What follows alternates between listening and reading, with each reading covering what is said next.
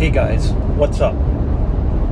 While I'm doing my drive home, I have plenty of time. I wanted to have a discussion about hybrids. Hybrids, plug-in hybrids, whatever you want to call them. Are hybrids the best of both worlds?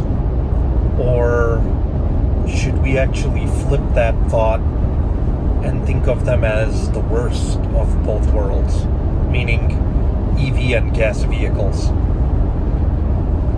I personally don't think hybrids are a good idea for the long term. One reason among many reasons is that hybrids have a very small battery when it comes to running on EV mode.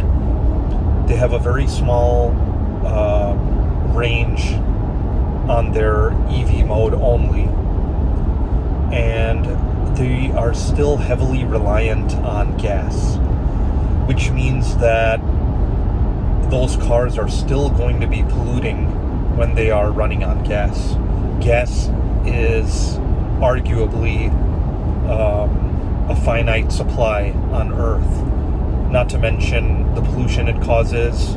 I feel like people completely forgot about carbon monoxide emissions, CO2 emissions, carbon dioxide, my bad, and the,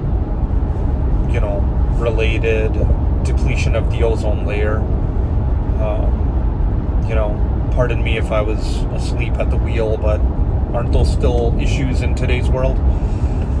Anyway, regardless of, if you have if being green has any impact on your car choice, I would understand if you take that into consideration or not. I know there's arguments over how green are EVs if, the battery making process requires this and that. I get it. There's arguments to be made, for both sides.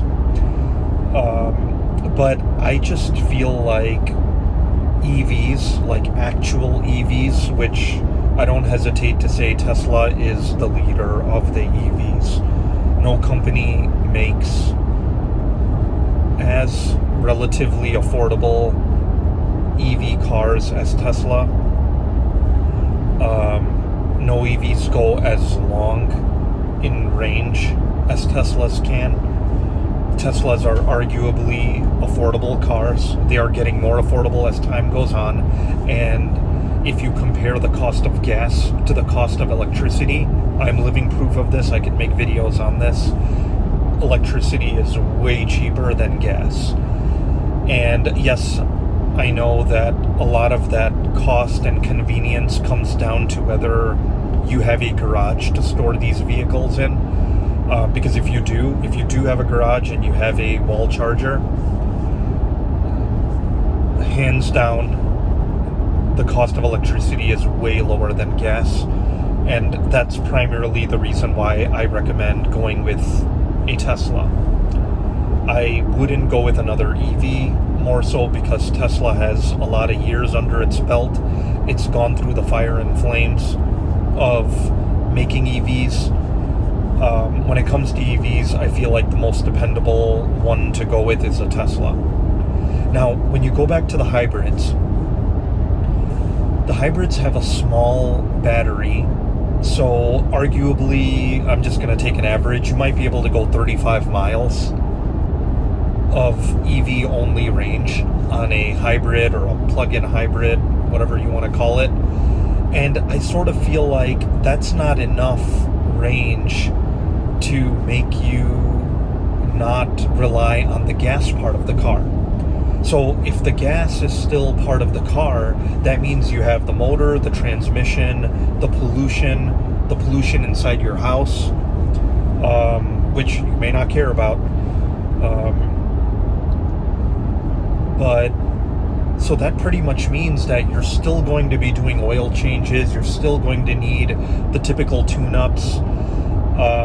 you're still going to be doing a lot of that maintenance that a gas-powered car would have to do. So the biggest point, and I guess I could make multiple videos on this, and I could get sidetracked in every one of them. The biggest part is you're still going to be wasting your lifetime, which is the biggest asset that is saved when you have an EV. That every few days you're not having to go out of your way to a gas station, which is very, very real. This is a very, very real problem.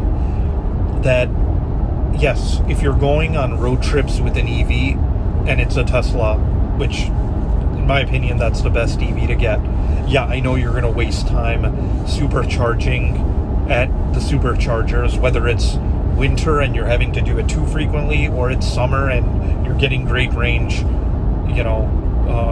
comparing the two seasons. And arguably you might say, hey, I'm going to have fun on my Tesla road trip because almost every supercharging station has a nice, surrounding of restaurants, coffee shops, and, coffee breaks, bathroom breaks, whatever you want to call it. It's pretty extravagant for a bathroom break. And the charging, honestly, doesn't take long at all. By the time you're done using the bathroom, get a quick drink or snack, your car is waiting for you pretty much. It's not that much longer than a stop to get gas. And not to mention, you don't have to whip out your wallet when you're charging. Anyway, when you have a gas-powered vehicle, you're going to have to do the oil changes, the maintenance, the tune-ups, the brake jobs. The regen on a Tesla is insane. I am past 124,000 miles in this 2021 Tesla. Super comfortable interior. I don't get a chance to say how much I love this car. And for my recent videos, you guys might think, man, is it bad having a Tesla? No, I just wanted to share the negative aspects of the maintenance that I had to go through with this car, which on the whole is very low.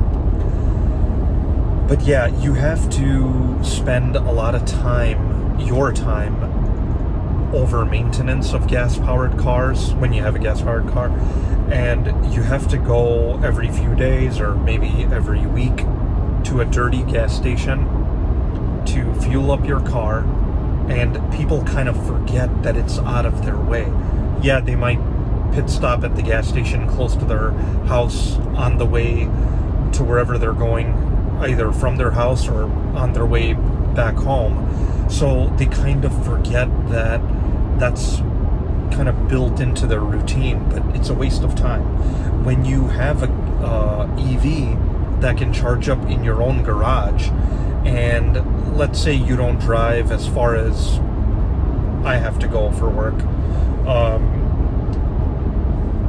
you might forget that you never have to go to a supercharger station or an electric charging station like Electrify America, because your EV is charging up to full every night. And if you have a wall charger like I do, that charging isn't starting until off-peak hours. So you're getting that electricity charge at the lowest possible rate. That's how my wall charger works, and I'm sure many other Tesla owners as well. So for the entire month, I do tons and tons of driving for work. And half the time, well, a little less, I'm charging at work. Well, the other half, because I'm still driving a lot, is done overnight in my house. Well, my electricity bill went up by less than $100 for the entire month. And if I go to work and come back home, I calculated the cost in gas, $50 on a full tank for my wife's Nissan Altima, and I need a quarter tank each way to work. That means that $25 in gas going to work and coming back home every day. So every 2 days, that's costing me $50 in gas. And I go to that faraway workplace about 4 times a week. So if the entire month is costing me $100 a month, that's covering all my travel. That is ridiculously good. And that $100 is probably elevated because I do a lot of driving. If your work is close by to your house, 15, 20 minutes away, 30 minutes away, hell, even 40 minutes away, you are going to be saving tons of money on gas. Not to mention the oil changes every 3,000 to 5,000 miles. Am I right? Or maybe every 6 months. So what are your guys' thoughts? Tell me what you guys are thinking. I want to hear from you guys.